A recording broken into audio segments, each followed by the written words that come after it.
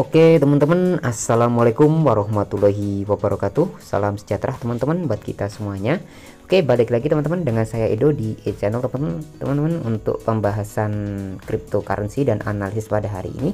Sekarang hari Kamis teman-teman ya, atau hari Rabu tanggal 9 Maret tahun 2022. Jadi teman-teman, sekarang pergerakan Bitcoin masih sedikit sideways, tapi ini cenderung bearish teman-teman. Jadi teman-teman di sini harus berhati-hati, jangan terlalu ambil gabah atau terlalu pusing ya teman-teman untuk mengambil take posisi kemana bang arahnya. Kalau teman-teman spot ya pakai dollar cost averaging saja, itu saran saya teman-teman untuk lebih aman. Ingat, dollar cost averaging gunakanlah di sektor blue chip ya teman-teman, atau sektor yang ya bener-bener analisa blue chip yang digunakan di banyak orang ya, kayak BNB, Ethereum ya, dan Bitcoin ya teman-teman. Oke teman-teman, ini saya umumin teman-teman, saya akan bagikan 200 Tron atau 200 TRX teman-teman ya, untuk teman-teman kalau channel saya ini tembus sekitar 20.000 subscriber pada bulan depan ya, sekaligus bagi-bagi THR lah buat teman-teman ya. Cukup di follow aja, di like, di subscribe teman-teman. Nanti jangan lupa ya join di Telegram, saya akan bagikan lewat Telegram teman-teman untuk 4 orang ya. Jadi 200 Tron untuk 4 orang teman-teman, jadi masing-masing orang dapat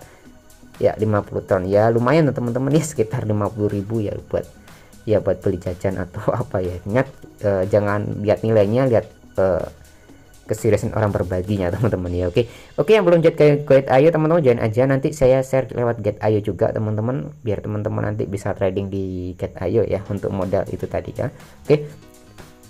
Oke teman-teman, sekarang Bitcoin di harga 38.400, tadi tertinggi sekitar 39.000, sekarang terkoreksi teman-teman. Tapi kita dulu untuk di chartnya sebelum kita lanjut ya.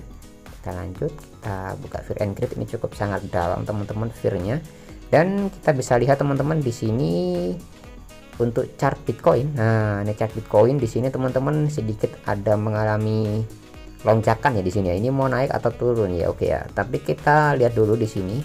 Kita lihat untuk time frame yang lebih kecil. Nah, kalau time frame yang lebih kecil di sini teman-teman, ini adalah masuk area demand ya. Jadi area demand itu adalah area permintaan teman-teman. Ini masih dalam kutip ini masih sideways ya. Jadi teman-teman, jadi masih kutip masih sideways. Ini tadi sempat naik ya teman-teman, sempat naik tapi terpantul lagi ke bawah, naik lagi terpantul lagi ya teman-teman. Jadi ibaratnya nih ini oke ya. Jadi ini naik ya teman-teman, ini naik, turun, naik ya, ini turun lagi, naik lagi ya teman-teman. Jadi seperti itu ya. Jadi ini adalah marketnya masih sideways, ini masih menentukan. Jadi ini arah kemana bang untuk Bitcoin targeting ke depan ya. Jadi kalau mau lebih aman teman-teman ya, kalau spot ya tinggal digunakan aja ya untuk DCA nya ini tadi ya. Oke, dan di sini teman-teman ada berita cukup sangat bagus ya untuk pembahasan ke depan. Dan di sini saya sempat baca-baca juga berita paus ya di sini di Twitternya. Di sini ada pergerakan paus sebesar 1000 Bitcoin diserok teman-teman dari Coinbase ya ke wallet teman-teman ya, kita bisa lihat. Oke ya, mana tadi ya, well alright. Nah ini.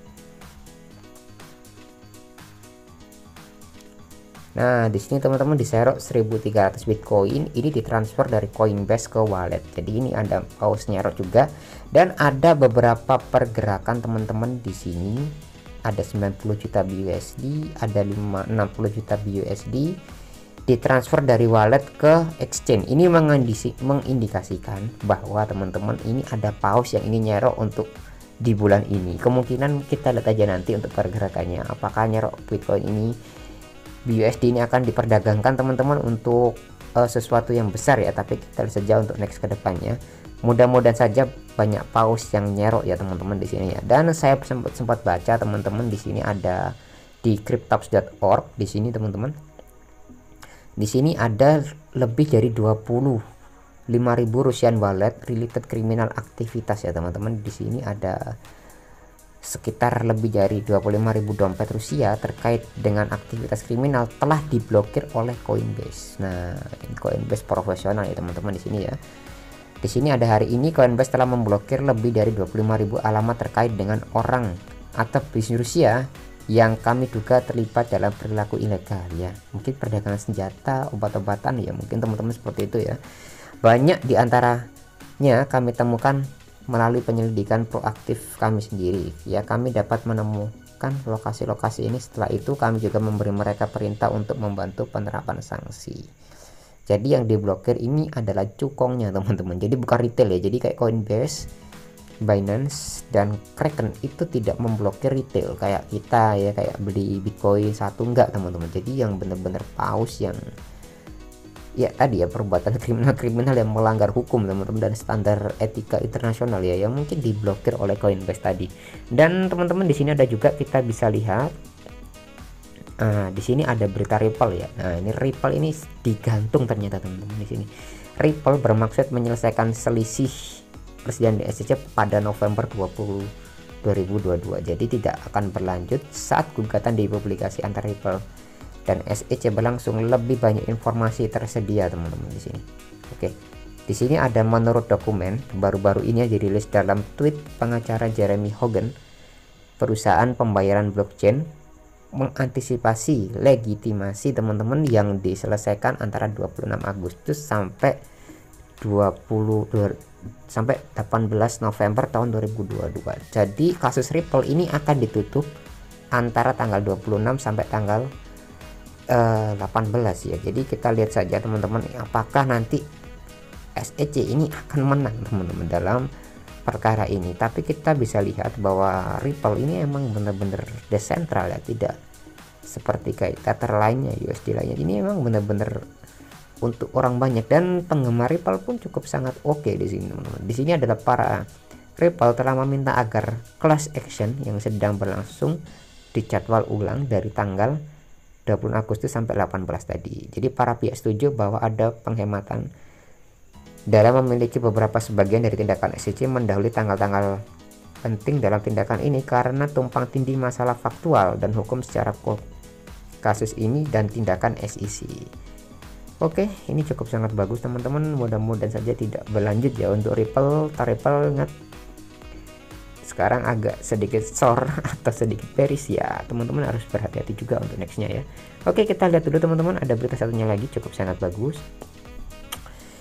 Oke, di sini ada berita cukup sangat mantap ya teman-teman di sini ya. Di sini akibat sanksi Rusia Ukraina, Visa dan Mastercard telah menangguhkan operasi Rusia. Jadi tidak hanya Swift, Visa dan Mastercard juga menangguhkan operasi di Rusia teman-teman. Jadi dua proses pembayaran terbesar di dunia ini telah bergabung dalam sanksi terhadap Rusia dan invasi militernya ke Ukraina. Perusahaan Amerika Serikat telah menyatakan bahwa mereka akan menghentikan operasi di Rusia, namun Rusia akan diizinkan untuk menggunakan kartu mereka di negara tersebut. Jadi visa ini tidak bisa dicairkan teman-teman di negara lain, tapi di negaranya sendiri itu masih bisa ya teman-teman.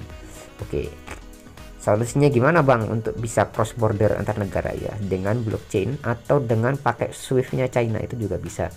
Tapi lihat aja ya nanti untuk kedepannya. Tapi kalau dagang dengan Cina sih ya saya oke-oke aja ya. Kalau untuk dengan Rusia, ingat Cina itu dagangnya sangat tinggi banget.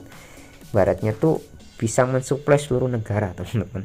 Ya mudah-mudahan Indonesia bisa ya seperti itu ya. Bisa jadi global supply chain untuk semua negara ya. Jadi semua itu serba ada lah di China itu. Jadi kalau Rusia memang sekarang Putin ya teman-teman, Putin itu sudah pasti bisa mengkalkulasi ini resiko-resiko apa aja ya perang yang akan terjadi dengan Ukraina.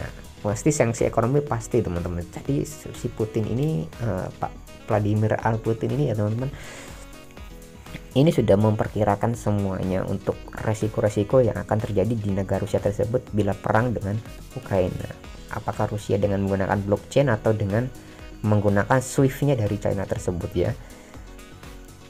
Ingat, blockchain tidak terikat pada Swift teman-teman, tidak tergantung pada institusi perbankan atau dunia internasional, karena kripto atau blockchain ini adalah sifatnya global dan bisa digunakan semua pihak ya. Di sini kami merasa terpaksa untuk, di sini ada kutipannya juga, kami merasa terpaksa sebagai tanggapan atas invasi agresif Rusia ke Ukraina dan tindakan tak termaafkan yang telah kami sanksikan ya, kata Al-Khali, CEO Visa. Dia juga menyatakan bahwa penyesalan atas dampak terhadap klien mitra dan pemegang kartu Visa di Rusia. Oke teman-teman, semoga perang ini cukup berakhir ya, tidak berlanjut-lanjut terlalu dalam. dan mudah-mudahan kita bisa berpuasa dengan enak teman-teman, tadi negara Rusia atau muslim di semua negara teman-teman tidak terpikirkan oleh perang ya pada saat perang ini. Oke, cukup sekian teman-teman informasi dari saya nih, kurang lebihnya mohon maaf. Kalau teman-teman ada pertanyaan yuk silakan aja kalau tambahkan di kolom komentar ya teman-teman. Mudah-mudahan arah prediction kita ini cukup sangat oke dan cukup optimis untuk bullish kembali. Oke, see you dari saya teman-teman, saya Edo ya, sampai jumpa di pembahasan selanjutnya ya, see you.